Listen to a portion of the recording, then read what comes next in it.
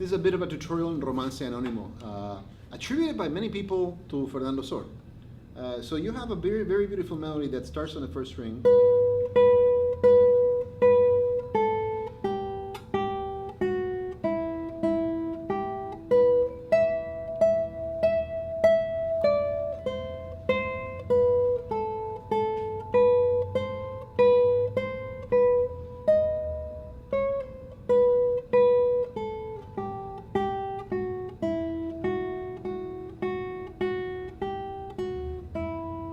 And that's in minor. Then you actually do the same thing in major. Now, the crucial part about this is to always maintain the melody at the foreground, right? Then you have the bass. Pretty much, it is the basses, but you don't want the bass to be too quiet. What really needs to be quiet are basically the B string and the G string as you play the accompaniment, right? So you don't want to be playing this piece like this. People play it that way, and what you're doing is really you're distracting from that melody that I played originally. So what you want to do is you want to really bring weight onto your fingers as you play that, and be very light. If you add a little bit of vibrato, just remember, try to time your vibrato with the tempo of the piece, right? Your pace on the piece.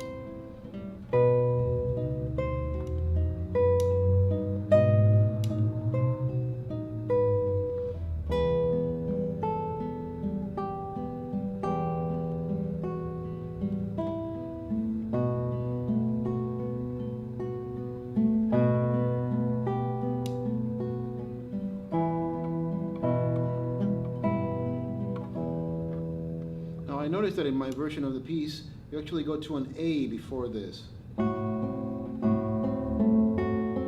to a B7.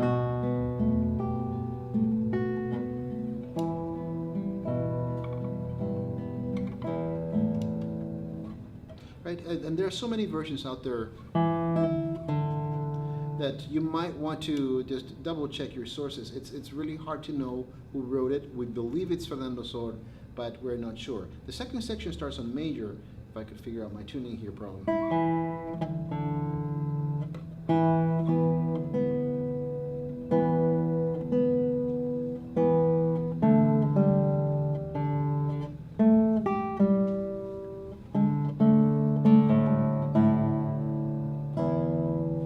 Now the next section, it's in E major. You start out with G sharps, and that's a bit tricky for people that are learning it for the first time.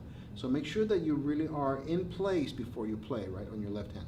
Always locate with your eyes, place, and then execute.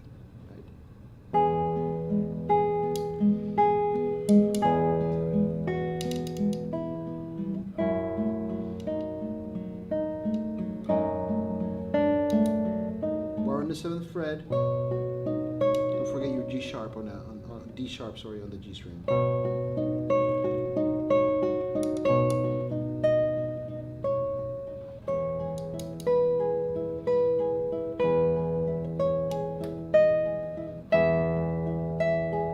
on the 9th.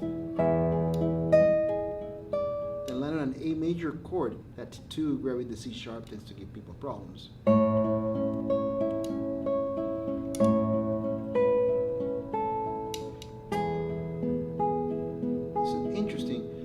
This is not always in all the versions, but I guess in the version that we have here, that's the case on this E major chord.